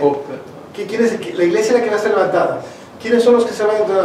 ¿Cómo se llama? Aquellos que son santos, justos, reyes, sacerdotes. O sea, en otras palabras, aquellos que Dios les cambió una posición. Aquellas personas que ¿cómo se llama? O sea, Dios llega y da un nuevo espíritu a la vida del hombre. Pero uno se encarga de transformar y de renovar el alma. Y Dios después glorifica el cuerpo. En otras palabras, son aquellas personas que realmente se dejaron transformar por el Espíritu Santo. Por eso, o sea, ¿quiénes son los hijos de Dios? Los hijos de Dios son aquellos que son guiados por el Espíritu de Dios. ¿Cuáles son los frutos del Espíritu de Dios? Amor, paz, benevolencia, templanza, gozo, mansedumbre. O sea, entonces, ¿qué te hace ser un hijo de Dios? ¿Cómo se define un hijo de Dios? Bueno, los que son guiados por el Espíritu de Dios, los que viven bajo los frutos del Espíritu de Dios. Por eso es que un hijo, o sea, iglesia no es aquel que hace milagros, no tiene dones o habla profecía. No es aquella persona que no usa el Espíritu Santo a cada rato. Hijo de Dios. O sea, esa persona que va a ser levantada es aquella que se conoce por sus frutos. Entonces, hay una lucha en nosotros, por supuesto que sí. Esa lucha la vamos a tener siempre, porque estamos en la carne. Pero de que hay una necesidad de una vida transformada, por supuesto que sí, porque ese es el trabajo que el Espíritu Santo vino a hacer en la vida de nosotros. Y como se dice, no podemos usar eso de excusa, ¿no? Porque, o si usas como excusa, como te quieres, ¿no? Aquí es porque dice que necesitas tener un corazón, heart of repentance, ¿no? Uno puede buscar un montón de excusas, mijo. Uno puede buscar un montón de excusas para no transformarse, pero la realidad es de que el único que se engaña es uno mismo. O sea, pretendes jugar con Dios, cuando la realidad es que te encuentras jugando contigo mismo y pierdes la salvación. O sea, uno piensa que puede jugar con Dios. Ahorita hago algo y me arrepiento. O sea, tú crees que juegas con Él. O sea, te aprovechas de la gracia, porque la gracia te pone, siempre tiene la mano estirada de Dios para perdonarte. Dios todavía no está con un garrote en la mano, todavía no está apuntándote con el dedo, todavía no es el día de juicio. O sea, Dios todavía tiene su mano esperándote que regreses. Y muchas veces nos aprovechamos de la gracia de Dios para jugar y coquetear con el mundo. Y jugamos con la gracia de Dios, pero la realidad es que ¿quién juega con quién, hijo? O sea, Dios es justo y Dios es santo y Dios no va a cambiar por nada. Él sigue siendo Dios. O sea, uno es el que juega consigo mismo y pierde la salvación. Dime, Ana. No, no. Dime. Entonces, no es que Dios no quiera, como si nosotros no cambiamos y no somos santos, no es que Dios no quiera que entremos, sino es que no puede porque es peligroso. Es que no se puede, es que hay una ley, o sea, por ejemplo, es que Dios no quiere que vayas al cielo, es que Dios mandó a su Hijo Jesucristo para que te vayas al cielo. Dios mandó al Espíritu Santo para que esté trabajando contigo y te esté diciendo a cada momento, ven, ora, busca, conságrate, no escuches esa música, no vayas a esto, no veas para el otro. O sea, ¿quién es el que no se consagra? Es el Espíritu Santo el que dice la parábola que miramos, fórzalos a entrar. Ve y fórzalos a entrar, ve por los caminos y fórzalos a entrar. Es el Espíritu Santo, dime si no te forzaron a estar aquí. O sea, si somos realistas, nadie quería de Dios. el Espíritu Santo nos habló y nos forzó tanto a estar aquí, que escudriñó nuestros corazones, que nos quebrantó, que pudimos reconocer nuestra condición y tuvo que haber un quebrantamiento en nosotros que nunca quisimos tenerlo. O sea, es el Espíritu Santo el que realmente se encarga de trabajar con la vida de la gente, buscando una transformación, porque es necesario que haya una transformación, porque sin un nuevo nacimiento no puedes entrar al reino de Dios. Bien, mija. ¿Y la gente que está a punto de morirse y lo acepta y son salvos? Por gracia son salvos. O sea, ahí entra la misericordia de Dios y la gracia de Dios. O sea, Dios se encarga de una transformación. O sea, por eso el regalo de Dios es gratuito. O sea, qué hermoso es que hoy acepte a Jesús y que en el próximo minuto de gloria. Qué hermoso es como el ladrón en la cruz. Señor, acuérdate de mí cuando vengas en tu reino. Y Jesús dijo, de cierto te digo que hoy estarás conmigo en el paraíso. Porque Él se encarga de todo. Pero si no mueres en ese instante y te toca caminar, entonces hay una necesidad de una transformación. Pero todavía no agarran como sus coronas o nada de sus rewards. Por eso es más bonito caminar en una vida muy... Por supuesto que sí, o sea, por supuesto, o sea, es algo hermoso dejar, o sea, muchos dicen, ¿sabes? Si yo hubiera podido caminar con Jesús, yo hubiera caminado con Jesús, yo lo hubiera seguido. Mentira, tú lo hubieras apedreado a lo mejor, porque si no queremos hoy caminar con el Espíritu Santo, o sea, tampoco hubiéramos querido caminar con Jesús, porque aquella gente caminaba con Jesús sin revelación del Espíritu Santo. Ahora nosotros tenemos la revelación del Espíritu Santo para caminar en Él, sabiendo la sombra que ya tuvimos. Ahora podemos abrir nuestra Biblia y miramos la sombra, cómo Dios trabajó, cómo Dios hizo, todo lo que Dios hace, como una sombra de lo que es en nosotros. O sea, pero hay una necesidad de una transformación. Dime. Pero lo que quería decir es que no me iba a ir de ese rumbo, me iba a ir como del rumbo donde si Dios no puede permitirnos entrar al cielo con pecado, porque si todo es posible, entonces podemos terminar como Satanás. Porque ¿qué tal si tenemos mucho orgullo en nuestro corazón y queremos todo y entonces empezamos a hacer maldad en el cielo? Y por eso no es que no quiera, sino es que no puede. No puedes, no puedes. Por eso cuando llega, por eso en la parábola que miramos que dice y el rey encontró a un hombre que no estaba vestido de boda y le dice, ¿y tú cómo entraste? ¿Quién te invitó? ¿Cómo entraste? No estás vestido de bodas. Y dice, ¿sabes qué? Sáquenlo y échalo afuera, donde está el fuego y el crujir de dientes. O sea, ¿por qué le dijo sáquelo? Porque no estaba vestido de bodas, porque no había habido, porque los invitados se les daba un traje de bodas. Porque dice, agárralos a los del camino y tráelos a los del camino, pero ya una vez que están ahí, ponles traje de bodas. ¿Qué estamos hablando? Transformación, una vida transformada para poder entrar al reino de Dios. Entonces, si no tienes vestido de boda, no puedes entrar. Entiéndeme. Hay una necesidad de una vida, hay una necesidad de que el Espíritu Santo transforme nuestras vidas. Si te gusta vivir tu vida, no quieres dejar que el Espíritu se transforme, está bien. Pero date cuenta de que hay una ciudad que se llama Salem, la cual es la madre de todos, del cual proceden todas las cosas, donde está el monte de Sión, el monte del testimonio, el monte Kodesh, donde está el lugar de reposo, el huerto de Dios, en un lugar que se llama ciudad de paz, ciudad de justicia, el lugar donde el amor crece, el lugar de descanso, el lugar donde todo es posible. O sea, no se puede ir a ese lugar así. ¿Sí? Ahora, fíjate, ahora escúchame esto. Fíjate, entonces, cuando te das cuenta, o sea, lo primero que llego a entender es la tremenda necesidad que tengo de dejarme transformar por el Espíritu Santo.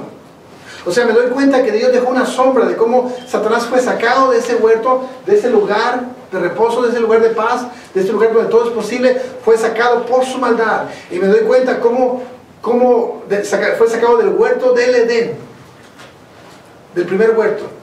Y me doy cuenta cómo Adán y Eva fueron sacados del huerto terrenal por su maldad, por su pecado.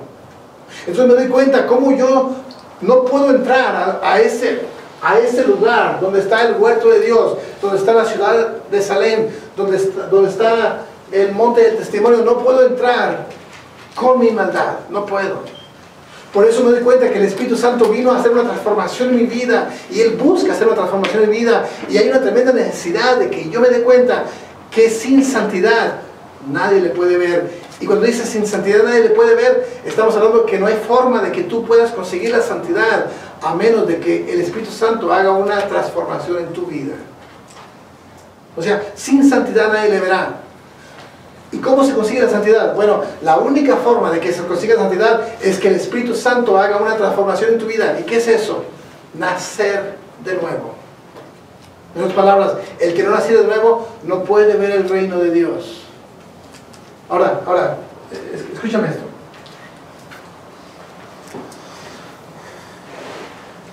Entonces cuando yo escucho palabras,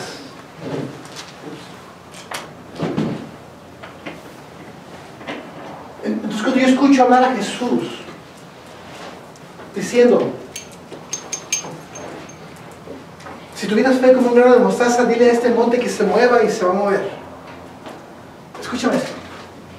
Cuando yo escucho a Jesús decir, dile a este monte que se mueva. ¿Sabes qué, Jesús? No hay para pagar los impuestos. ¿Qué hacemos? ¿Sabes qué? Ve, agarra un pescado, saca una moneda del pescado y paga tu impuesto por ti y por mí. O sea, ¿sabes qué? El Señor, no tenemos lugar donde celebrar la Santa Cena, donde comer la Pascua. Pero es que ve por tal lugar hasta el fondo, te vas a encontrar un lugar, toca la puerta, dile que ahí vamos a comer. O sea, ¿por qué Jesús actúa de esa manera? ¿Por qué llega y está en la barca Jesús, y está en la barca y empieza el aire a soplar y el viento a soplar y todos espantados, y luego se levanta Jesús, maestro, que perecemos? Y luego Jesús, nomás dígale que se calme. ¿Por qué no le hablan ustedes que se calme? ¿Por qué llega una tremenda multitud y le pregunta a Felipe, Esteban, no recuerdo mal, y le pregunta al discípulo y le dice, ¿qué haremos para darle de comer a tantos? Y dice, y lo dijo para probarlo. Y le dice, tantos talentos no pueden alcanzar para tanta gente. Dice, pero Jesús sabía lo que iba a hacer. Y agarra panes y peces y los multiplica. Y le da de comer a los 5,000. O sea, ¿por qué Jesús actúa de esa manera? ¿Por qué Jesús reprende la enfermedad? ¿Por qué Jesús confronta a los demonios? ¿Por qué le dice, Lázaro se murió? No te preocupes, todavía se queda otro día. ¿Por qué? Bueno, porque Él viene de un lugar, Él viene de este lugar que se llama Salem, que se llama, que significa donde todo es posible. Él viene de este lugar. O sea, Satanás fue echado de ese lugar por su maldad, pero Jesucristo viene de ese lugar, y viene de ese lugar a manifestar lo que Él es y cómo se vive y cómo se rige en ese lugar. Entonces, ¿qué es lo que Jesús hace? Bueno, hace lo mismo que se hacía allá, hace que todo sea posible. Fíjate qué tremendo. O sea, entonces, ahora cuando Jesús dice, ¿sabes qué? El que en mí cree las cosas que yo hago, las hará también. ¿Sabes qué? Si alguien se atreve a creer en mí, entonces las obras que yo hago, Él las hará también. Ustedes también las harán, y aún mayores. ¿Por qué? Porque yo voy al Padre. Porque yo me voy a glorificar en el Padre. ¿Por qué? Porque yo me voy a ir, les voy a dejar una autoridad y un testimonio para que ustedes obren en el poder. En mi poder. Pero ahora, fíjate, Jesús llega y anuncia el reino de Dios. Jesús dice, Padre, que se haga tu voluntad en los cielos como en la tierra. Escúchame, por favor. Padre mío, que se haga tu voluntad en los cielos como en la tierra. ¿Qué está diciendo? En la tierra como en los cielos. O sea, ¿Qué está diciendo? Que las cosas que se hagan aquí, que las cosas que se hacen en el cielo se manifiesten aquí. ¿Qué quiere decir Jesús cuando dice, porque el reino de Dios a vosotros ha llegado? ¿Qué quiere decir eso? ¿Qué quiere decir? Que Salem, que el huerto del Edén, que el santo monte de Dios, que la forma en que se rige en ese lugar a nosotros ha llegado. O sea, el que en mí cree las cosas que yo hago las hará y aún mayores. ¿Por qué? Porque yo voy al Padre. En otras palabras, ¿quiénes? Aquellos que recibieron una nueva naturaleza. Escúchame, please. Aquellos que recibieron una nueva naturaleza. Aquellos que recibieron una nueva formación. Aquellos que se atreven a creer en Él. Entonces están regidos, se rigen, ya no bajo las condiciones de este mundo, sino bajo las condiciones de Salem. Entonces, o sea, ahora entiendo por qué Dios me dice, ¿sabes qué? Busca primeramente el reino de los cielos y su justicia y todo lo demás será añadido. ¿Por qué? Bueno, porque de ahí sale todo. Porque ahí todo es posible. Entonces, ¿por qué? Porque si yo creo en Él, me voy a regir bajo los principios y las órdenes del reino de Dios y no bajo los principios y las leyes de este reino. En este reino me rijo. ¿Cómo me rijo? Bueno, si lo puedo hacer, lo voy a conseguir. Si no tengo papeles, no lo puedo lograr. Si no tengo mucha capacidad, no puedes. Si soy medio lento para estudiar, menos. O sea, si eres chaparrito, negrito, no tienes muchas capacidades. O sea, en este mundo tenemos que luchar con nuestras propias capacidades, porque el mundo rige este mundo. O sea, las leyes que rigen este mundo se rigen así. Tienes que echarle un montón de ganas y tienes que tumbar a quien tengas que tumbar para poder conseguir algo. Tienes que echarle un montón de ganas y si tienes actitudes vas a lograr algo y si no tienes actitudes no vas a lograr nada. Pero cuando Dios me dice que mi bienestar económico, que el propósito de Dios en mi vida no depende de mis cualidades, ni de lo que yo tenga, ni de lo que yo pueda conseguir, ni de lo bruto o lo inteligente que soy, depende de la gracia que Él pone en mí. Entonces me doy cuenta que cuando dice el reino de Dios a vosotros ha llegado, Víctor, el reino de Dios a ti ha llegado, significa que yo me tengo que regir, que Dios quiere que yo me rija como se rige el reino. Y de allá todo es posible. ¿Por qué no alcanzo a conseguirlo? Bueno, porque no me despego de este mundo. Porque no me atrevo a despegarme de este mundo. Estoy tan acostumbrado a este mundo. Me agarro a este mundo. Me agarro a la música, me agarro al alcohol, me agarro a las mujeres, me agarro a lo que el mundo ofrece. No quiero soltar este mundo. Por eso no me puedo atesorar de los principios que el reino me ofrece. Pero entonces sigo creyendo en mis capacidades, sigo creyendo en mi intelecto, sigo creyendo en lo que el mundo me ofrece, en lo que yo puedo lograr. Sigo creyendo en que si tengo un buen trabajo me puedo comprar una buena casa. Sigo creyendo en que si tengo mucha cabeza intelectual entonces voy a llegar a ser un doctor. Sigo creyendo que si soy medio tonto para estudiar entonces no voy a llegar a ningún lado. Sigo creyendo que si no tengo papeles entonces no voy a poder pasar de nada. O sea, ¿por qué sigo creyendo de esa manera? Porque me sigo agarrando a los principios y las leyes que este mundo me ofrece. Cuando Jesucristo dijo que el reino de Dios a mi vida ha llegado, para los que recibieron una nueva naturaleza, se rijan bajo las leyes del reino. ¿Sí entienden? Entonces llego a entender. Entonces como que me hace me da una luz a todo lo que la palabra enseña. ¿Cuántas veces? O sea, ¿cómo puede ser posible que me muera de cáncer? ¿Cómo puede ser posible que yo enfermo toda una vida? ¿Cómo puede ser posible que todo el tiempo me la pase con los mismos problemas que tengo? Bueno, ¿por qué? Porque estoy tan agarrado al mundo.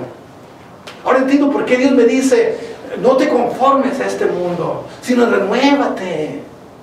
Suelta este mundo. Por eso ahora entiendo lo que dice la palabra, porque somos enemigos del mundo. El que se vuelve amigo del mundo se constituye enemigo de Dios, porque no puedes servir a dos señores. O sirves al mundo o sirves a Dios.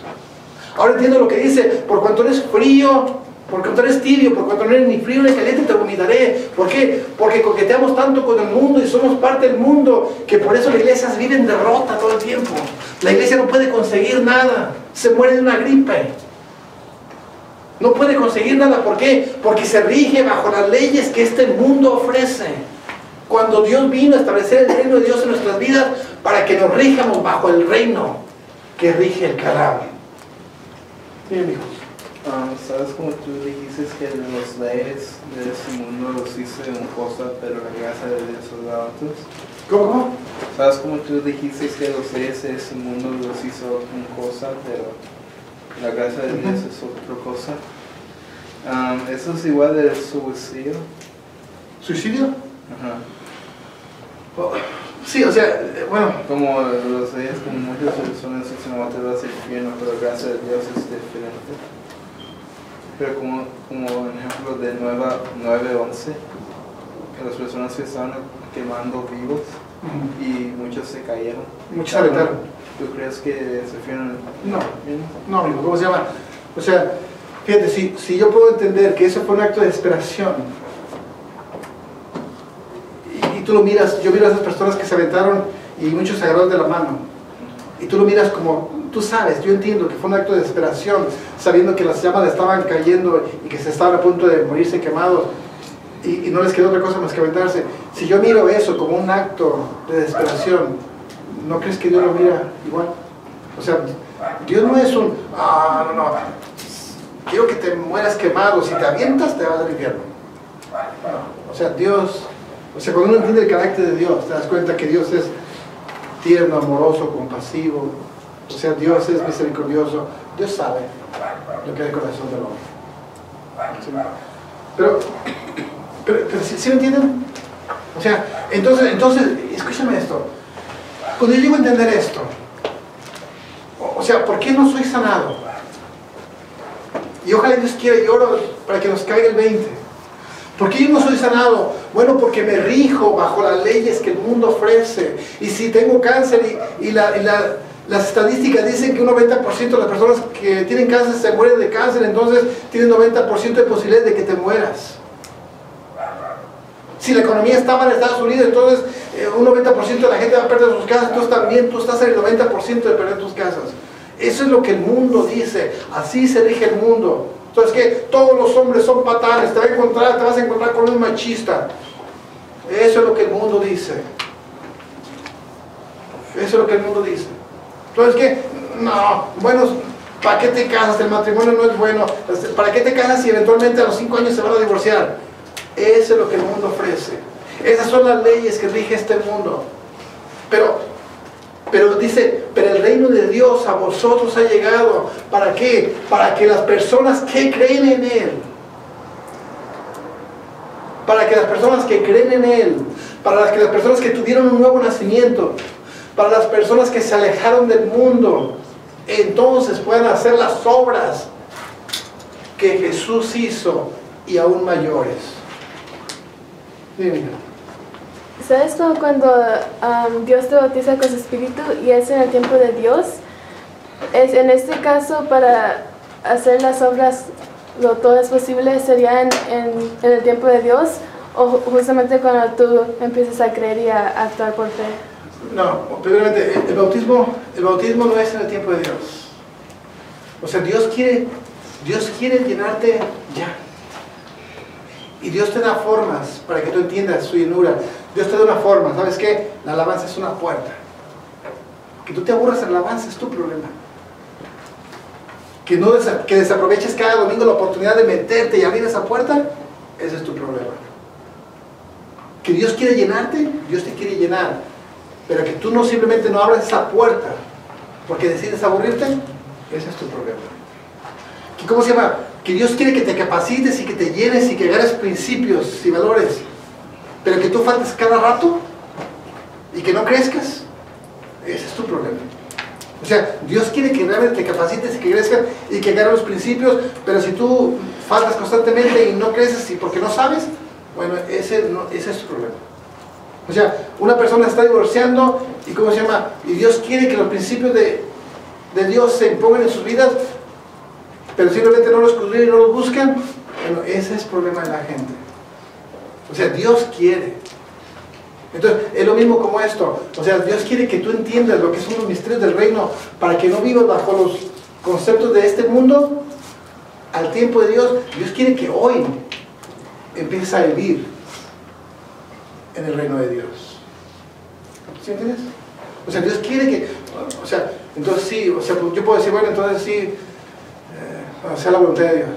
No, voluntad de Dios es que si estás enfermo, pelees contra esa enfermedad y le digas a esa enfermedad que se largue. Pero a veces cuando estás como buscando la presencia, a veces no sientes porque a veces hay cosas pasando alrededor de ti, ¿verdad? Como hay demonios o puede ver que hay algo más sobre ti y tienes que quitarlo. También hay que como, ¿qué tal si quieres como... no sé, algo pasa y ocupas algo y estás pidiendo y pidiendo, entonces... Esta clase dura 7 semanas. Esta es la primera semana, ¿okay? Después vamos a hablar cuando Dios le dice a Timoteo, cuando Pablo le dice a Timoteo, ¿tienes problemas, Timoteo? Echa mano a la vida eterna. Es otro tema. Esta clase va a durar ahorita toda la noche. Yo quiero que entiendan esto. O sea, fíjate, cuando yo llego a entender esto, entonces me doy cuenta que las palabras de Jesús, el de cree en mí, el que cree en mí hará las cosas que yo hago y aún mayores, ¿sabes qué? No están tan lejos de una realidad de mi vida. Entiéndeme esto. O sea que esas palabras de Jesús, esas palabras son una promesa que cuando uno mira la realidad de todo esto, cuando te das cuenta que el reino de Dios a mi vida ha llegado y que yo creo en Él y que Dios me sacó de una naturaleza de pecado para llevarme a una naturaleza en Él y que Dios me llevó y que me cambió de posición para ponerme en una posición en Dios y que soy parte del reino de Dios, entonces me doy cuenta que la realidad de que esa promesa de el que cree en mí hará las cosas que yo hago y aún mayores no están tan lejos de una realidad en mi vida. De verdad, no están tan lejos de una realidad. Si yo llego a entender que tengo que despojarme de no abrazar tanto al mundo y despojarme del mundo para poder abrazar el reino de Dios, y que tal vez la razón por la que no puedo conseguir muchas cosas en el reino de Dios es porque estoy tan abrazado al mundo que no me separo del mundo, por lo tanto me rijo bajo lo que el mundo ofrece y no me atrevo a regirme bajo lo que el Canadá me ofrece. Entonces me doy cuenta que esa es la razón por la que esa promesa no se hace una realidad en mi vida. Pero si llego a entender esto, me doy cuenta de que no está tan lejos esa promesa para mí ni para ti. ¿Sí te das cuenta? ¿Sí te das cuenta? ¿Sí lo puedes entender? ¿Cómo sea? Porque yo la primera vez que escuché estas palabras, el que cree en mí, las cosas que yo hago, las hará también y aún mayores. Son palabras mayores. Hacer las cosas que Jesús hizo. No. Pero cuando llego a entender que el reino de Dios a mi vida ha llegado para que me rija bajo los principios que el reino ofrece y no me rija bajo las leyes que el mundo ofrece, entonces esa palabra no está muy lejos de una realidad de mi vida.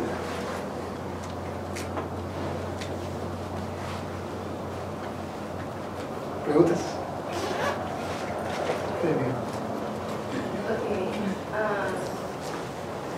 Si es que para poder hacer cosas así mayores tienes que creer, ¿verdad? Entonces la persona, ¿cómo te digo? Una persona que quiere mirar sanidad, por ejemplo, en alguien, tiene que creer que Dios lo va a sanar. Pero entonces las personas que a veces, como si alguien, el pastor le llama a una persona y sana su pie que está chiquito y ahí mismo crece sin que la persona crea. Eso es algo diferente, otro propósito de Dios para que la persona... Hay diferentes puntos y lo vamos a ir hablando. O sea, uno tiene que entender que hay que hay una sanidad que ya fue dada por Dios, que tenemos que pelear. Que muchas veces estamos enfermos porque no tenemos un concepto de lucha. Y créeme que la iglesia hoy en día no tiene un concepto de lucha. Y uno de mis anhelos es que esta iglesia tenga un concepto de lucha. Que se dé cuenta que muchas veces, o sea, yo creo que Dios me va a sanar. Yo creo que Dios me va a sanar. Y te la pasas 20 años pensando que Dios te va a sanar y te mueres enfermo. Bueno, ¿por qué te morís enfermo si tenías fe? Bueno, es que no obraste en fe. Es que no hiciste pasos de fe. Y al no hacer pasos de fe, entonces la fe si no obras es muerta. Entonces, no hiciste pasos de fe, no quebrantaste, no peleaste, simplemente lo creíste. Entonces, la persona nunca sana porque la sanidad está ahí. Lo único que tienes que hacer es pelearla. Pero como no hay un concepto de lucha, entonces crees que te va a sanar, pero como nunca peleas, entonces no sanas. Porque tu oración mueve los ángeles. O sea, mueve. Pues dice, lo que se ata en los cielos se ata en la tierra. Y lo que se desata en los cielos se desata en la tierra. Entonces, yo creo que Dios me sana. Ok, yo creo que Dios me sana, pero ahora peleo. Pero ahora utilizo las armas. ¿Cómo se llama? Que Dios me ha dado para pelear mi sanidad. Y declaro con mis labios mi sanidad para que los cielos se rompan esa atadura. Y aquí se rompe. Entonces, ¿por qué mucha gente no sana? Bueno, primeramente porque a pesar de que cree, no obra en fe, y como no obra en fe, no pelea la buena batalla, entonces no sana. ¿Sí? Ahora, hay sanidades que son causadas, hay enfermedades que son causadas por demonios. ¿Cómo se llama? Que cuando yo sé que hay una enfermedad generacional, si yo sé que tú tienes diabetes, y tu abuelita tuvo diabetes, y tu mamá tiene diabetes, y tu hija tiene diabetes, o sea, aunque tú no tengas fe, yo oro y quebro eso, porque soy sacerdote de Dios, y yo sé que es un mugroso demonio trabajando en esa enfermedad. Yo sé que no es una enfermedad, o sea, es una enfermedad causada por un demonio, que yo sé que al sacar al demonio se rompe la enfermedad. Entonces, aunque tú no tengas fe ahí, ¿por qué? Porque es mi fe la que ora, porque yo sé que es un demonio el que trabaja ahí, y lo confronto y sale. ¿Sí? Entonces, o sea, mucha gente tiene hay enfermedades que son causadas por odio. Tienes odio en tu corazón y son dolores en el pecho, son migrañas, son cosas enfermedades que no salen, pero no salen porque hay odio en el corazón. Hasta que no, a través de la palabra te das cuenta que cómo Dios te puede libertar, entonces rompes con el mugroso odio, confrontas al espíritu inmundo que trabajó a través del odio, y la persona es sanada. O sea, hay enfermedades que son para que el nombre de Dios sea glorificado. O sea, hay impulsos. Por ejemplo, cuando una persona dice, Dios me está diciendo que bueno, tienes un dolor en tal lado, y bueno, hay impulsos del Espíritu Santo. Son impulsos. Que es peligroso. Pero ¿quién es impulsado por el Espíritu Santo? ¿Quién? Una persona que se dejó transformar por el poder de Dios. Una persona que escucha su voz. Una persona que no está sujeto a las leyes de este mundo, sino que se rige bajo las leyes del Calán. ¿Y cómo sabes que es de Dios, si lo que sientes? ¿Cómo sabes que es de Dios? Mija, ¿por qué muchas veces nos preguntamos si es de Dios o no es de Dios? ¿Por qué no hay esa seguridad? Bueno, porque estamos tan metidos en lo que es nuestra mente, porque estamos tan metidos en lo que es lo terrenal, porque estamos tan metidos en lo que es este mundo, que no podemos discernir lo que es esto. Pero cuando te atrevas a meterte a cuando sueltes el mundo, cuando realmente aborrezcas el mundo y te metas a este mundo, entonces, ¿por qué Abraham supo que era la voz de Dios el que decía, sacrifícame a tu hijo? ¿Será de Dios? ¿No será de Dios? No, la Biblia dice que no voy a matar a nadie, no, si mato es pecado, no. O sea, pudo haber razonado en su mente un montón de cosas, pero él sabía que era la voz de Dios. Él sabía que era la voz de Dios. ¿Cómo sabía? Bueno, porque Abraham caminaba bajo el concepto de Calán. Entonces, él sabía. ¿Sí? Entonces, si no sabemos, es como que Métete con Dios. Entonces no nos metemos con Dios. Métete con Dios. Depende entonces de la relación que tenemos. Por supuesto que depende de la... ¿Por qué para muchos el arbolito de Navidad, muchos cristianos pueden poner el arbolito de Navidad y muchos no? Porque muchas personas, no tengo problema por poner arbolito. ¿Y por qué para muchos sí? Bueno, porque depende de la relación en la que te metas. ¿Por qué para muchos cristianos tomarse un tequila de vez en cuando no es malo? ¿Por qué para muchos cristianos, para mí bailar no es malo? Bueno, o sea, para muchos, o sea, entre más te metas con Dios, más Dios te separa. O sea, yo recuerdo que una vez alguien me dijo, es que para usted todo es malo. Le digo, sí, hija, es que para ti todo es bueno. O sea, ¿qué es lo que define? Bueno, lo mucho que te metas con Dios. Por eso yo le platiqué, después de que salí el ayuno, que yo sentí hay cosas que no podía ver y hay cosas que no podía hacer, que después me encontré haciéndolas. ¿Por qué? ¿Qué fue lo que marcó la diferencia? Bueno, lo que marcó la diferencia entre algo que sí podía y no podía, era que me metí en Él. Y cuando me salí de Él, entonces pude volver a hacerlas otra vez. Bien, hijo. ¿Tú no crees que un cristiano se debería morir como joven? Como en sus 40 o sus 30? Yo creo, mijo, yo creo que todos tenemos un propósito de Dios. Y yo creo que si Dios lo provoca, o en el plan de Dios es que esa promesa no está muy lejos de una realidad. O sea, ¿cómo se llama? Si para poder alcanzar sanidad en tu cuerpo, lo único que necesitas es regirte bajo las leyes del Karam, entonces no está muy lejos de una realidad. A menos de que no quieras regirte bajo las leyes del reino y te gusta regirte bajo las leyes del mundo. ¿Sí? ¿Preguntas? ¿O pregunto?